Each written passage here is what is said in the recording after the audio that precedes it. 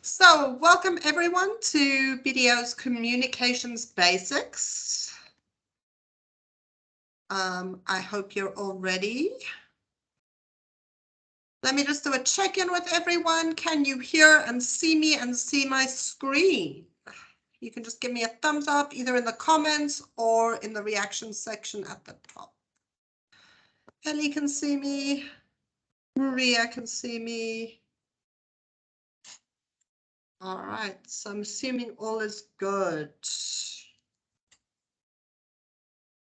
Okay, we can get started. Geraldine and Kai and Valdemir. Great. Okay. Exciting stuff. So, communication, both verbal and non-verbal, is a form of exchange and negotiation between partners. What we are going to look at today is the link between the two parties. A little bit of housekeeping. Please keep your mics muted and cameras off. This session is being recorded, so if your camera is on, whatever you're doing on camera is being recorded. And we will post the recording later on YouTube and send you the link to watch that. We encourage you to ask lots of questions. You can do so by raising your hand or typing a question in the comment section. There will be a Q&A at the end of the session. This might go on longer than 12, depending on the number of questions we have. You can also email us at the email addresses on the screen during or after the presentation.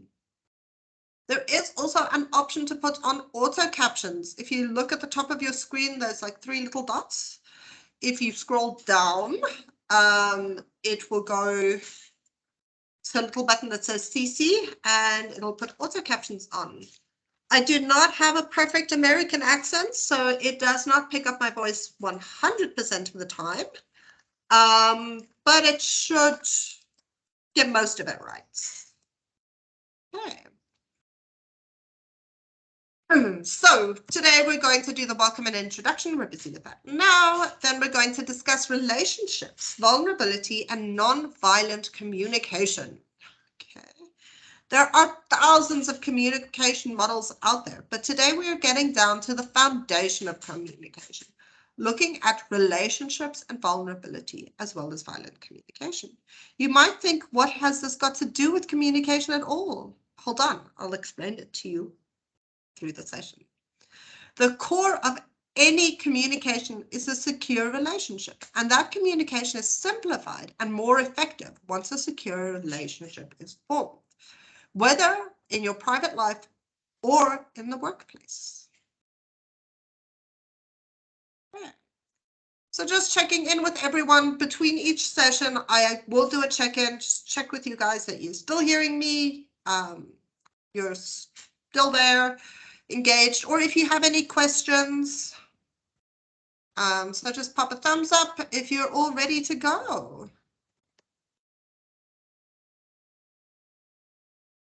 I see we're a nice big group today, 22 people so far. Thanks, Ellie.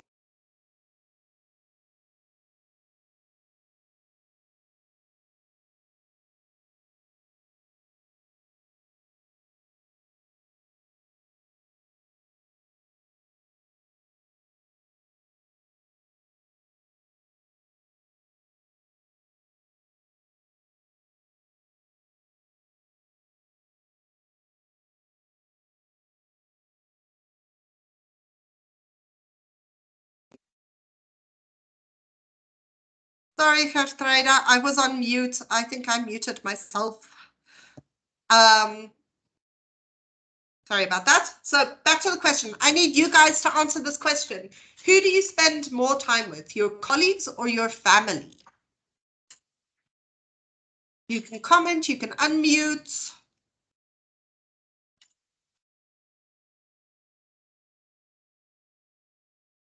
Who do you spend more time with? No typing?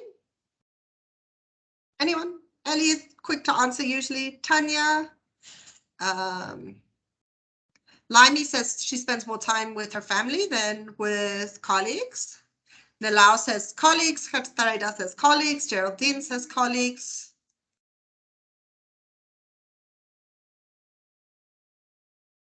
Okay. So we're getting mainly colleagues. Katimila and Maria also colleagues. Ellie, sadly colleagues.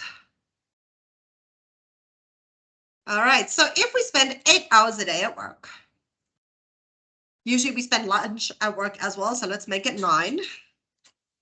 Okay, plus 8 hours sleeping, which we spend with no one, that's 17 hours.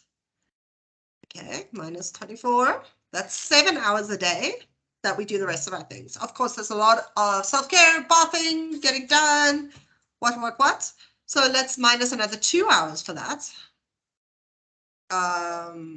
That makes it 5 hours a day that we have for our family, but 9 hours a day that we're spending with our colleagues. Interesting here.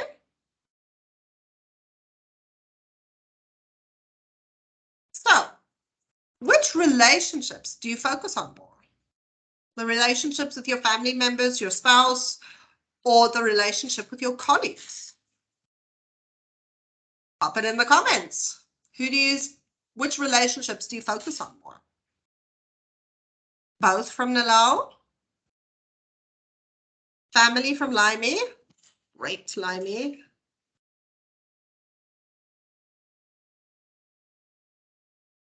And Lisa's family mostly. Have tried up both.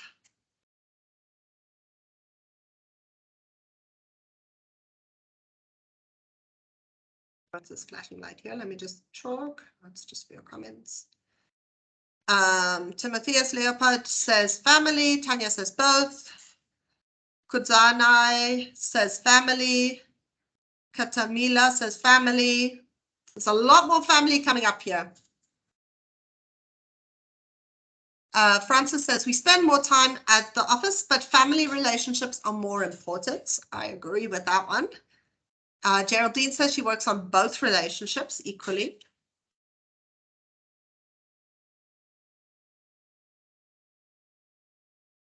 So, why is it that we spend so much time building our personal relationships and so little time working on our business relationships? Why are we so guarded at work? Is it good for fostering trust? If you look at the psychology of attachment styles, is there a big difference between secure relationships in the workplace and at home? Are we going to look, we are going to look at attachment styles superficially and how they impact our communication in different roles.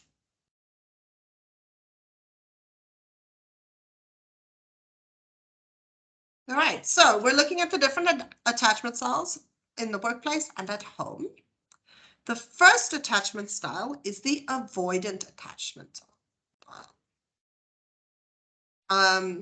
So people who have an avoidant attachment style have a hard time knowing their feelings or even that they have them.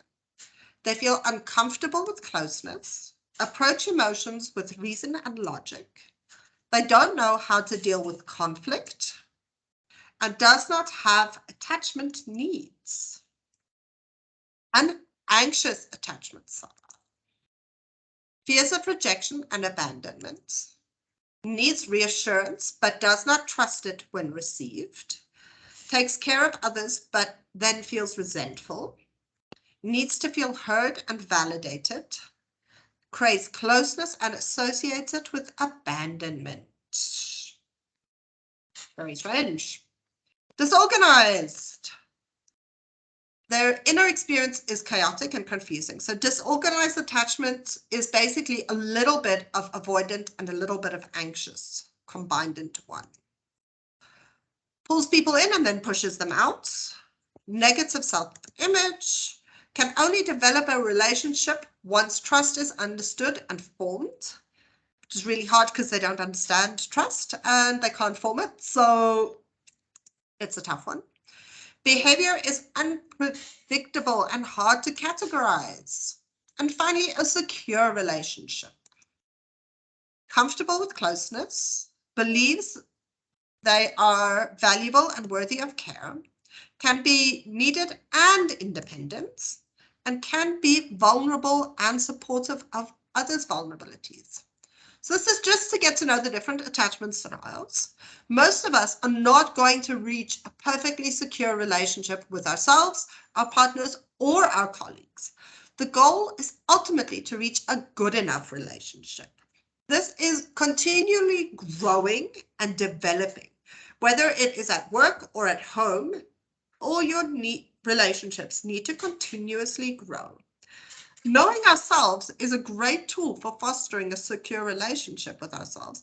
And we first need to have a secure relationship with ourselves before we can have a secure relationship with anyone else, whether it be at work, at home, with your children, with extended family. You need to have a secure relationship with yourself before you can develop a secure relationship with anyone else. So the communication styles, okay. I'm sorry, back one slide. With these styles, you can see it in managers, in my colleagues. I can sort of see there are people who just avoid the tough conversations. I'm rather not dealing with that. Let's just leave it. There are other people who are more on the anxious side, which keeps reaching out and reaching out for closeness and then pushing away. Okay. So communication, according to the attachment styles. Avoidant people, or people with an avoidant attachment style, they avoid difficult conversations. Communication is superficial. How's the weather? Funny stories of their kids. And they hardly communicate about the serious stuff. They can take excessively long to communicate something. Often it's done in the last minute or not at all. And they tend to be softer and more submissive. An anxious communication style or attachment style needs to feel heard and validated. They talk a lot. They use impulsive statements. So they are the people who might say something rude or inappropriate. They are louder and more aggressive. Disorganized. The communication is chaotic. You see a little bit of the anxious, a little bit of the avoidant, and sometimes even some of the secure. Secure communications, secure attachments style leads to communication that is open and honest. They hear and validate each other. So if it's a secure relationship between an employee and a manager, they hear and validate each other. Both of their opinions matter. Thinks before they speak. They use I statements. And they believe that healthy conflict is healthy. Okay. Do you know any leaders who fit these attachment styles in the workplace? Now imagine the potential your company would have if you had a good enough or close to secure as possible relationship. Would you generate more innovative ideas? Would your team members feel safer and more satisfied? Would they be more productive? Would they be more inclined to be honest? I know they will. So knowing your attachment style, whether you're avoidant, anxious, disorganized, or secure, identifying the problem area and working on it and aiming to have a good enough relationship with your team is what is going to get you through tough times.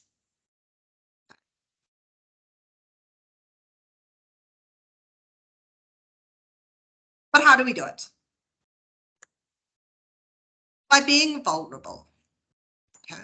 Oxford defines vulnerability as the quality or state of being exposed to the possibility of being attacked or harmed, either physically or emotionally. Vulnerability sounds like truth and feels like courage.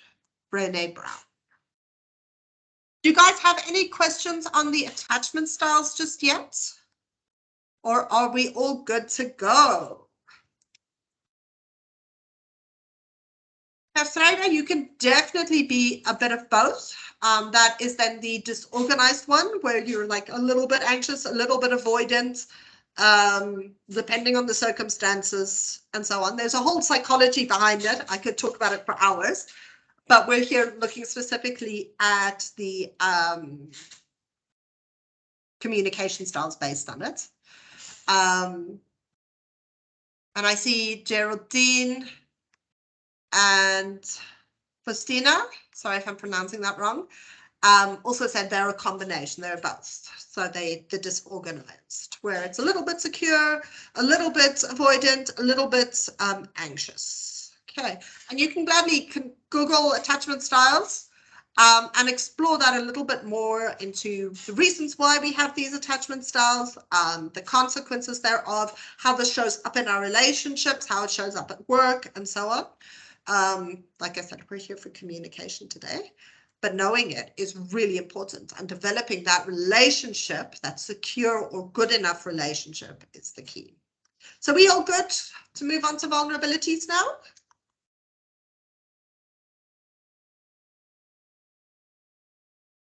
I'm seeing thumbs up. All right, great. On we go.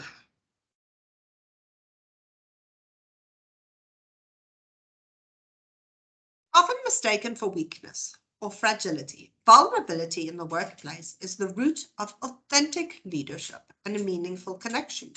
It is the ability to express and expose in words and behavior who we really are and that we genuinely think and feel.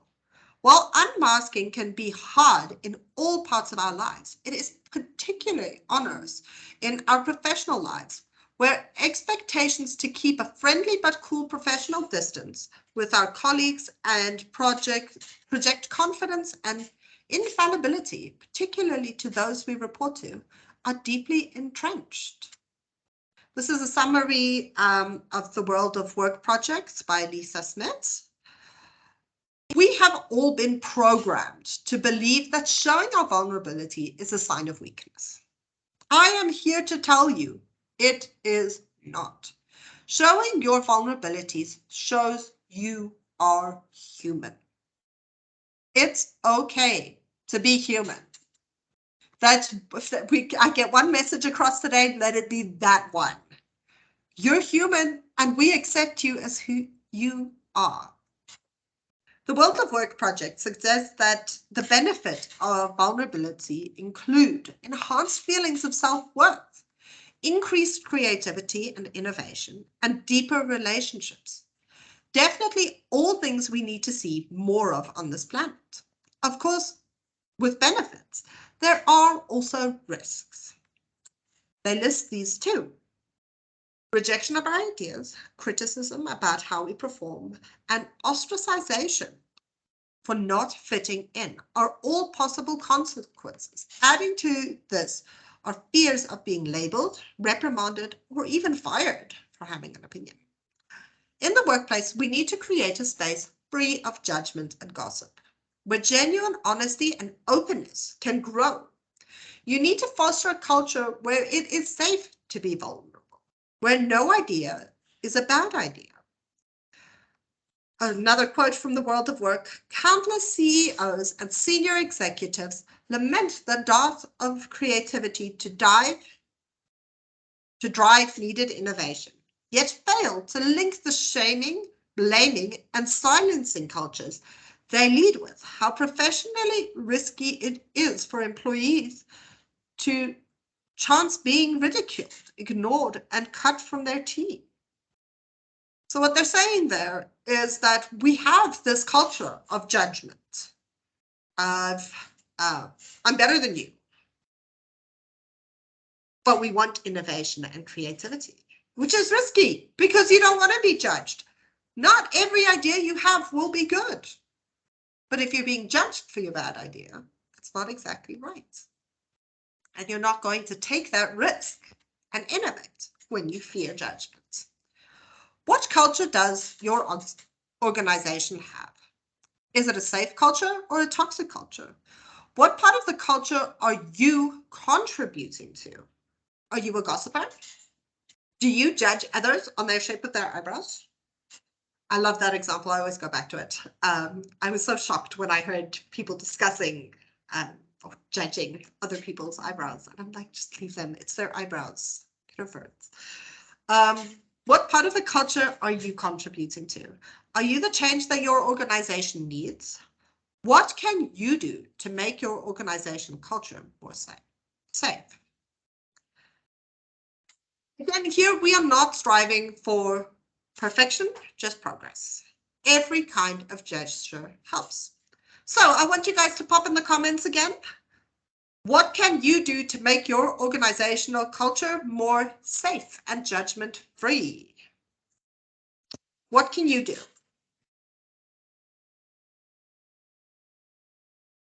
Type, type, type, type, type. If you want to unmute, you're also welcome to unmute. Share with us what you can do to make your organizational culture more safe and accepting.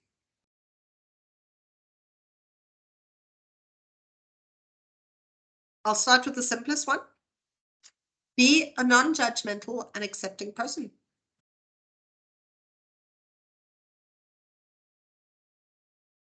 No comments? No ideas? Nothing? All right.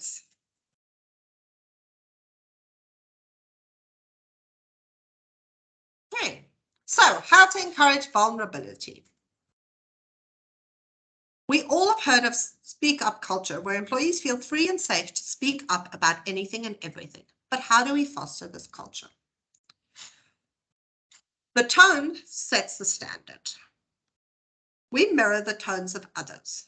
The facial expressions, the language they use, the body language, the tone of voice, and so on and so forth. Set a human-centric tone at the beginning of a conversation will increase the chance of the conversation staying there. A human-centric workplace is one that revolves around its people and considers their specific needs. This can be psychological needs, physical needs, motivational needs, social needs, moral needs, intellectual needs. A human-centric tone shows that you are attuned to people's needs around you. Accountability. Taking responsibility from the CEO to the cleaner. All too often you see people in leadership positions shifting blame. Let's stop this. Make a mistake, fess up. Do not judge others for making mistakes. Judge them on how much they have grown. So you guys all got my apology today where I got the dates wrong. I put 18 October instead of 19 October. And it's a simple apology, and work on doing better next time. Get your dates right, Nicole. Be forgiving and work on doing better. Open to feedback.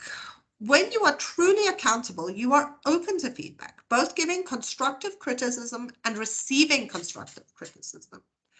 We will talk about this a bit later, more extensively. You value learning. Lifelong learning is key to growth. Expand your knowledge on yourself, others, work on your social skills, your morals, your emotional intelligence, your digital intelligence, and your IQ. Do a Sudoku, attend a free training from BDO. Anything to work on yourself. Have tough conversations with people. Get other people's perspectives. Remember, you can be kind and hold people accountable for their actions. Commitments and how they interact with others. Let them know what is okay, what within your company culture, and what is not. And the last one, the last step to encouraging vulnerability is safety in confrontation.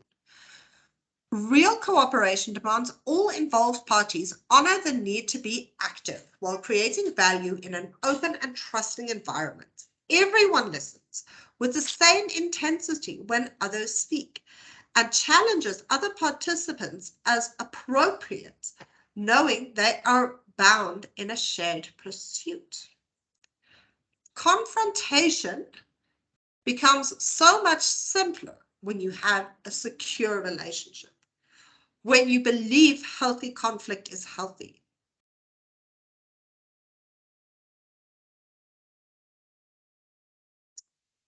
Constructive criticism versus destructive criticism. Constructive criticism is criticism given with a compassionate and helpful attitude. The main intention is to help a person to improve his work. Focus on shortcomings of the work or strengths or weaknesses of the creator. Offer suggestions and tips to improve, specific, clear, detailed, and actionable. Critics are usually experts. So you'll usually get criticism from someone who's gone through a similar experience. And you should thank the critic and try to improve your work. Destructive criticism, on the other hand, is criticism given with the intention to harm or insult someone. Often this can be hidden, and we'll talk about that with a little bit of the violent or non-violent communication. Main intention is to hurt and embarrass the creator. Focus on the creator of the work, not the creation. So they're blaming the person and not the end product. Do not offer suggestions or tips. They're vague and non-specific. You always do this. Critics tend to be ignorant. They don't actually have experience. They're just judging you to harm. And you shouldn't get angry or upset by the criticism. You guys can give me a moment, please.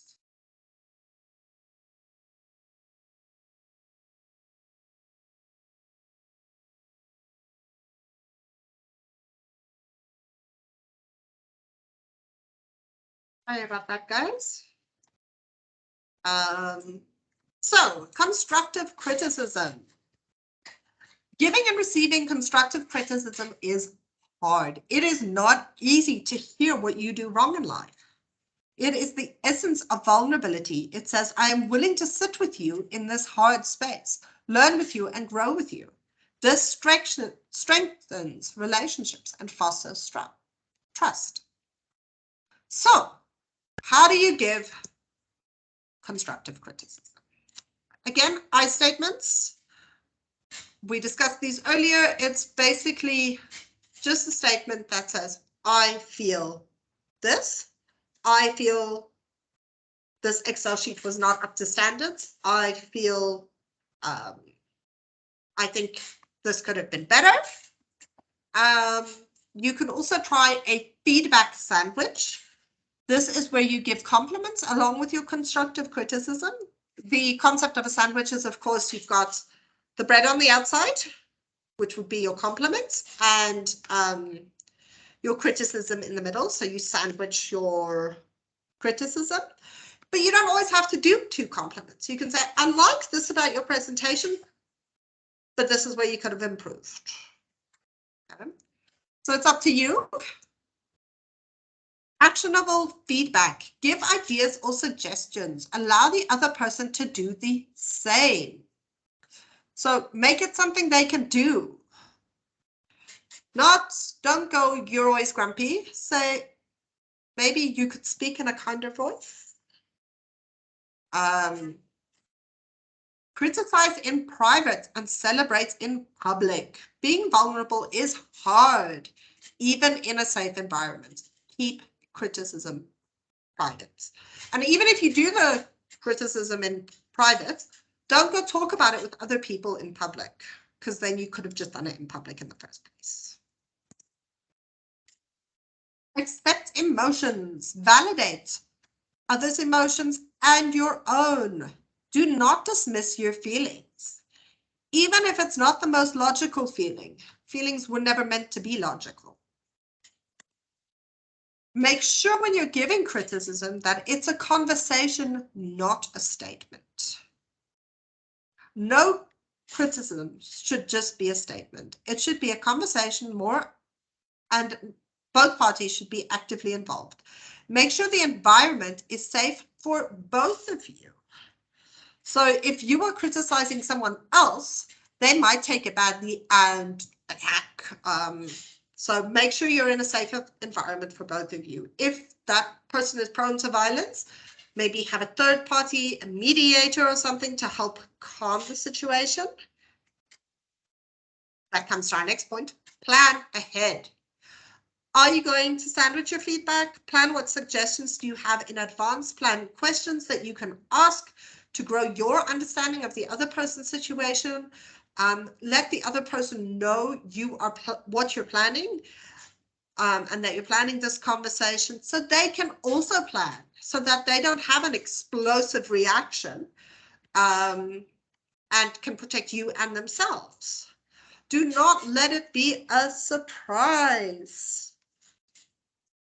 Again, we should use a human-centric tone, attuned to their needs, emotions, and so on and so forth, as discussed earlier. Acknowledge your role. That's an important one. What did you do to contribute to the situation? Have you avoided the tough situation? Have you not been supportive or empowering? So when you're giving criticism, again, it's a relationship. There's dynamics. There's 2 of you or 3 of you or 4 of you or a whole team. What was your role? Were you maybe a little bit avoidant or anxious? Did you just attack the situation instead of planning it out and communicating clearly? Acknowledge your role. Okay, then how to receive criticism. We always preach respond versus react. Do not go with your knee-jerk reaction. Take your time to let your emotions come and go, and then respond. If you have time to prepare, that is great to plan your response.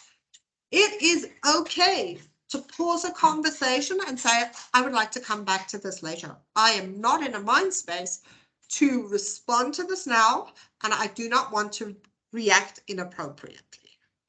Take your space. Remind yourself of the end goal. This is your personal growth and development. Without constructive criticism, we will not be able to grow. If we don't know of the problem, we're not able to solve it.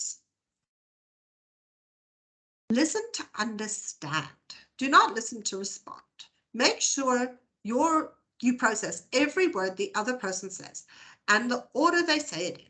If we are busy formulating the response in our head, we cannot listen properly. Connect the feedback on your role, not yourself. At work, you are an employee fulfilling a role. At home, you fulfill roles too. Maybe you can do so better, but the criticism is usually directed at the role fulfillment and not you personally. Thank the person giving you feedback. This will make them feel comfortable to do so in the future again and not need a mediator. If you have someone who can give you constructive criticism, treasure them. Question, not challenge. Get to know their viewpoint entirely. Go through the 5 W's and an H. Who, what, where, why, when, and how. But do not challenge them or defend yourself. Just gain more information. Know the difference between constructive and destructive criticism. Do not allow people to break you down. Don't tolerate gaslighting or bullying. Make sure you have boundaries for those. Do not blame shift. Acknowledge what is your responsibility. I see this with my kids all the time. My 4-year-old fell off the bed yesterday. He was mad at me for trying to give him medicine, and he tried to run and he slid off the bed and bumped his head. And it was all my fault that he fell off the bed because I was trying to give him medicine. And I had to sit him down quite nicely and say, it's not my fault you ran away from the medicine. I'm here trying to help you take care of your body. You ran away in an unsafe way and fell off the bed. That's not on me. I'm sorry you got hurt, and I'll give you lots of love and cuddles for your hurts, but it's definitely not my fault that you fell off the bed. Okay, so that's it for vulnerability. we're going to move on to violence and non-violent communication. So any questions so far on constructive criticism, on vulnerability, on sharing your vulnerability? I see there's lots of comments here. I'll read through them.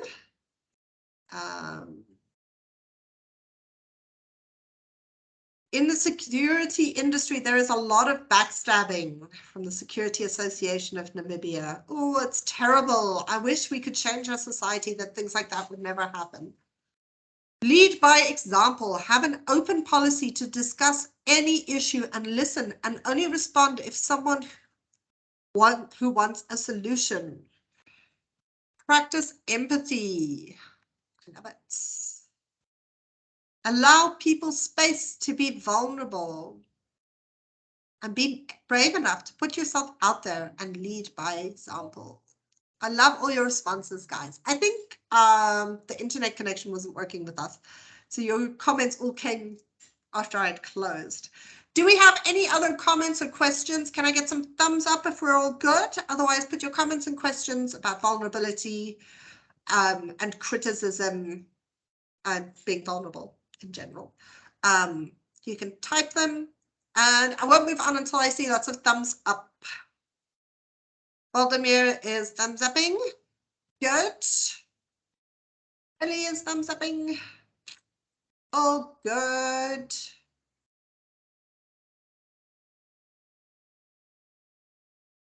Yes. Geraldine, thanks. Kai is good. Okay.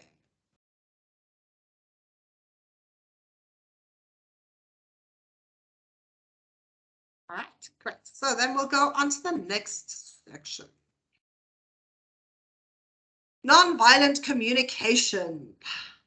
On our next topic, nonviolent communication, NVC, is a process of communication created by the psychologist Marshall Rosenberg. So we'll be explaining his theories here. Violent communication.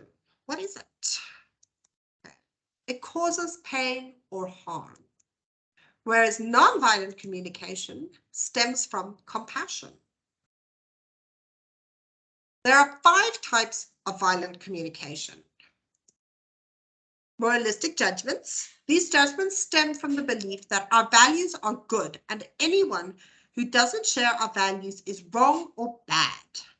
This can take the form of blame, labels, insults, criticism, or diagnosis. Moralistic judgments are different from value judgments, which express our beliefs about the world rather than a specific person or group. For example, violence is bad is a value judgment. Violent people are evil is a moralistic judgment. Okay. Do you see the difference there? Violence is bad is a value, and violent people are evil is moralistic. We're saying the act is bad in one, whereas we're saying the person is evil in the other. Okay, so we're grouping people together. Making moralistic judgments of others is really a roundabout way of expressing our own values and needs. For example, if we label one political party as bad, that is a way of communicating that our values don't align with our own. Unfortunately, when we express our values and needs through labels, it creates conflict and moves us even further from getting our needs met. The moment we label someone, we create distance between them and us, which allows us to forget our common humanity.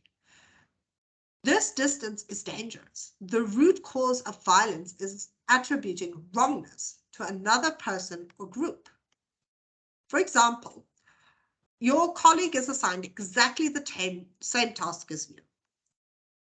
However, they take much longer than you to complete the task. A moralistic judgment would be to say they are lazy or slow or unintelligent.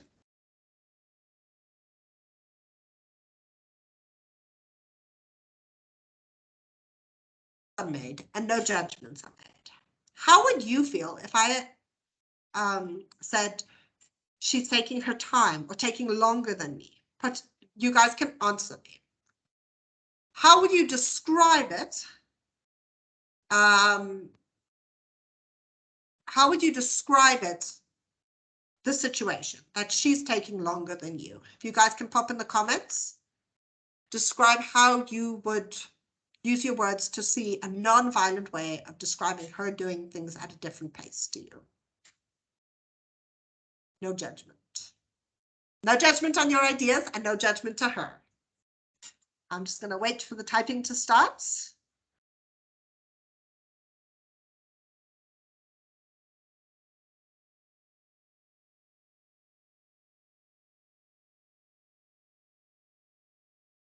Don't see anything starting.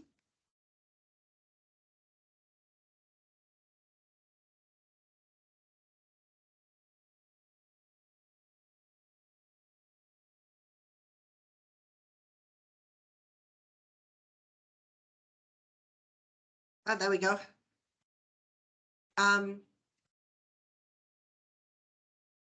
Gertruida, we were asking, oh, you're saying, is there anything I can help with? Offering your help, that's a great idea. Ellie has the same thing. Is there anything I can help with? I see you're working at a slower pace. That's definitely a compassionate way of supporting someone.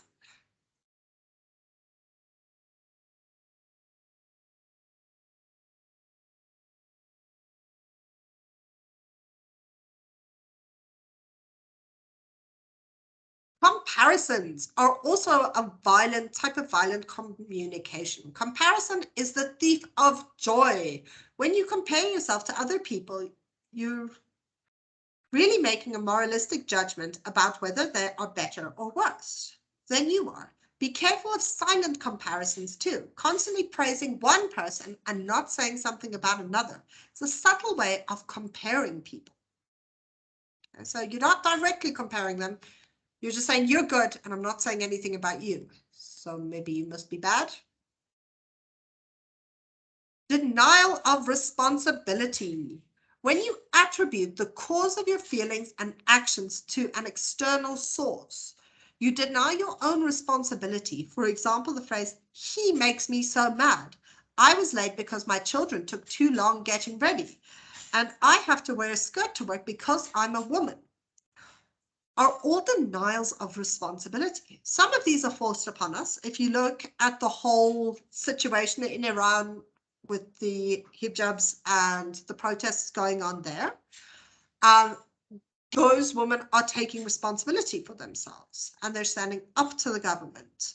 But how you dress is ultimately your responsibility. You can comply with the dress code, but you choose to do that. It's your body, it's your choice. If your children aren't ready on time, are you getting up earlier? It's your responsibility to make sure you're on time. And your feelings are ultimately your responsibility. One way to practice taking responsibility for your thoughts, feelings, and behavior is by replacing the words have to with choose to. For example, instead of saying, I have to go to the office early, you can say, I choose to go to work early because meeting my commitments is important to me. That way, you remind yourself that you're responsible for your own choices and that many of the things you do out of obligation are actually choices that serve your higher values. This exercise might feel strange at first because we're so used to thinking in terms of obligation. You might even be thinking that some things really are have tos, not choose tos.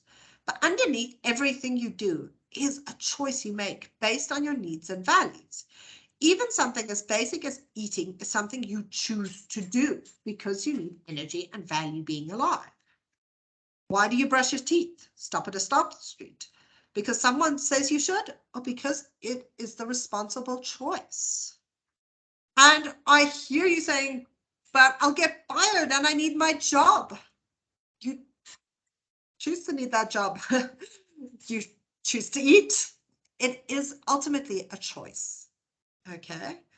And changing that perspective from have tos to choose tos can be incredibly empowering. And it helps you reflect on how you treat it, on what you're allowing people to do to you. So if you have a boss that will fire you for being 5 minutes late, or will fire you for speaking up, or for wearing a skirt, maybe when you see it as choose to, you're more willing to speak up and say, but what you're doing to me is unjust, and I'm choosing to stand up against it. Demands as opposed to requests.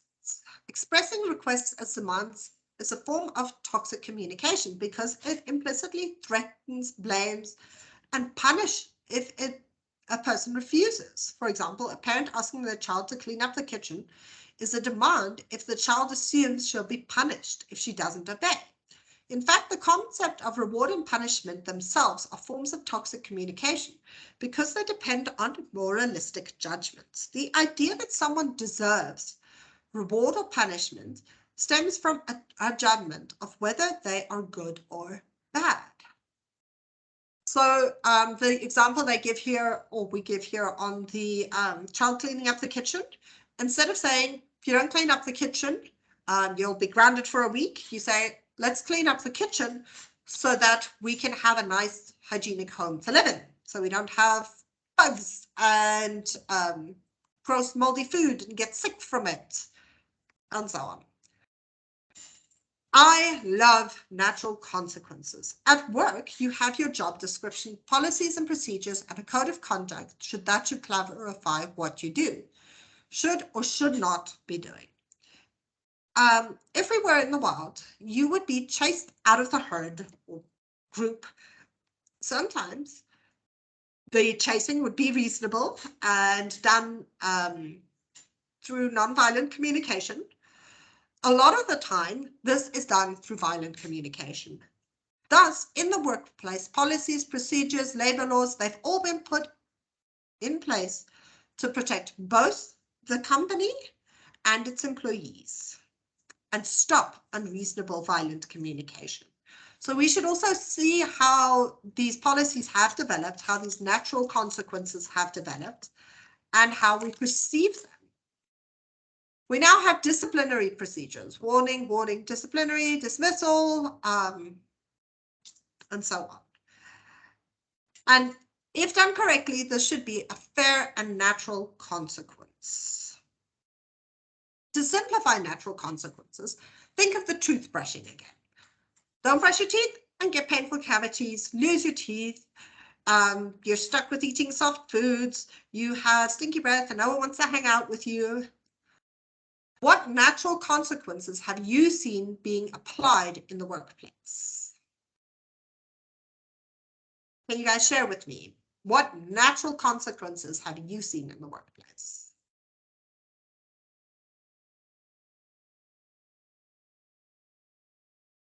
I have seen the clean kitchen example.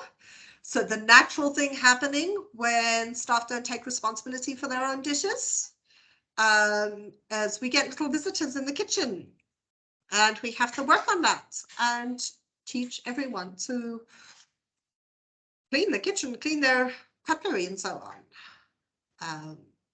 Where else have you seen those natural consequences in the workplace? Share with me, guys. Just waiting for the time lag.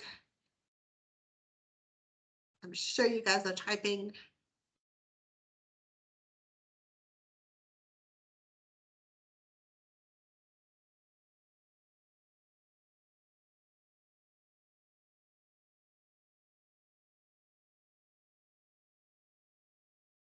Francis says greeting colleagues opens communication channels. Definitely. So a wrong action would be not greeting people, and then they are blocked off.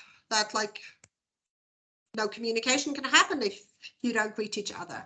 So true, Francis, that communication, greeting colleagues is a really important part of communication, and that the natural consequence would be that the relationship breaks down, that there is no good relationship.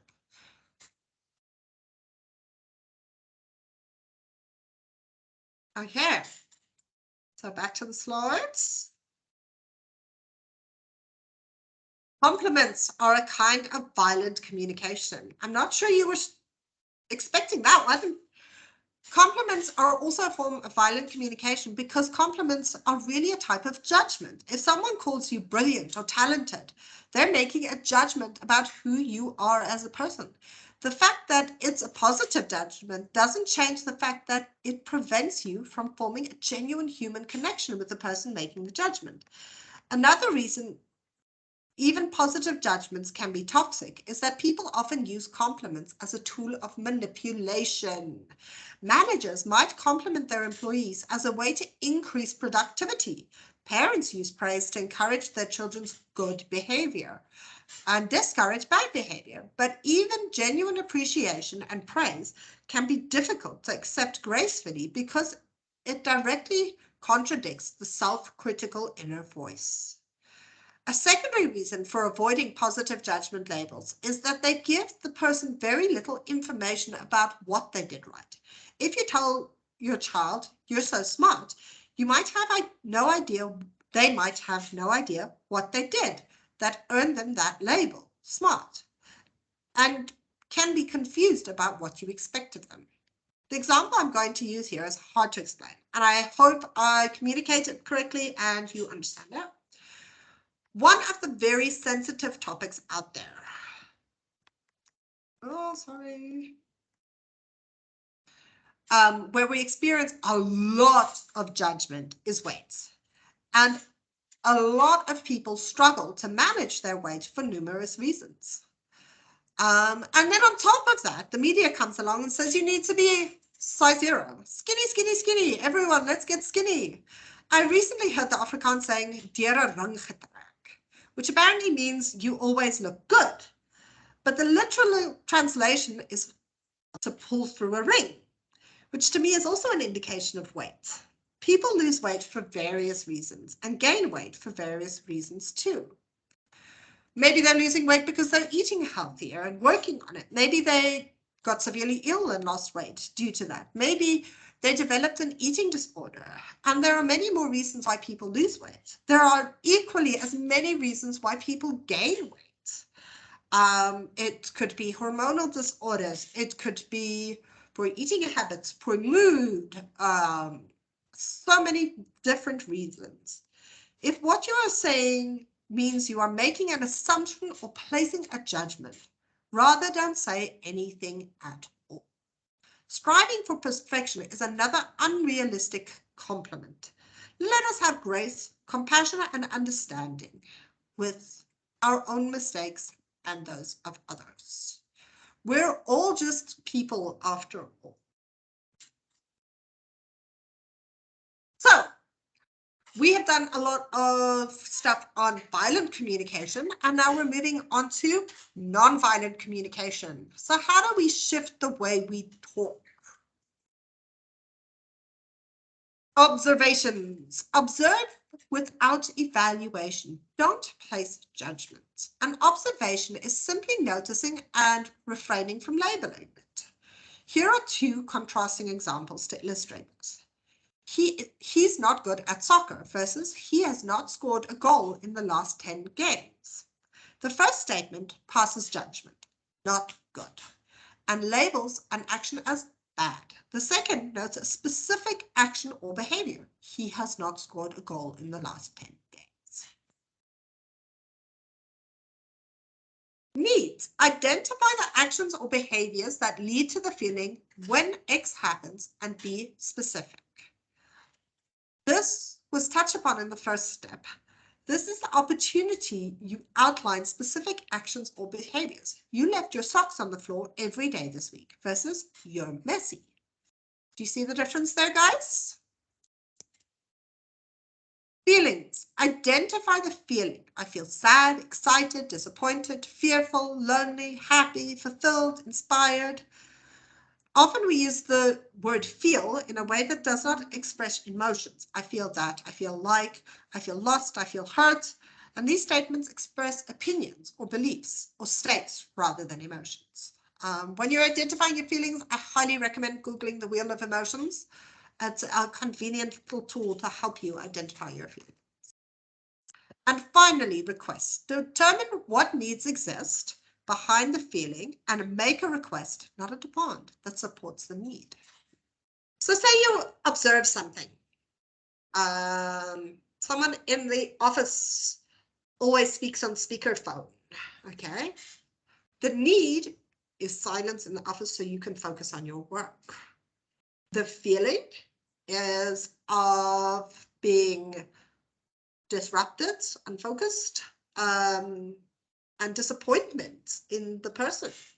Your request could then be, I feel disappointed that you disrupt our work environment. And I need you to speak more quietly on your phone. And that's it. So, questions and answers. How are you guys feeling?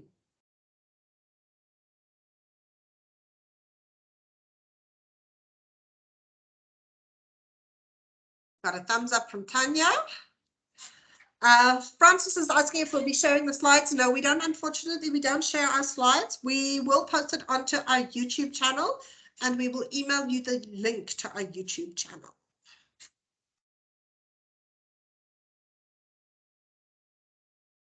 Any other questions, ideas, suggestions? How did it make you feel, this training today? Was it what you're expecting? Francis feels motivated to communicate better with colleagues. Valdemir says, an insightful presentation. Thank you. Geraldine, awesome. I'm glad you guys enjoyed it. I'm going to switch off the recording now. Thank you, everyone.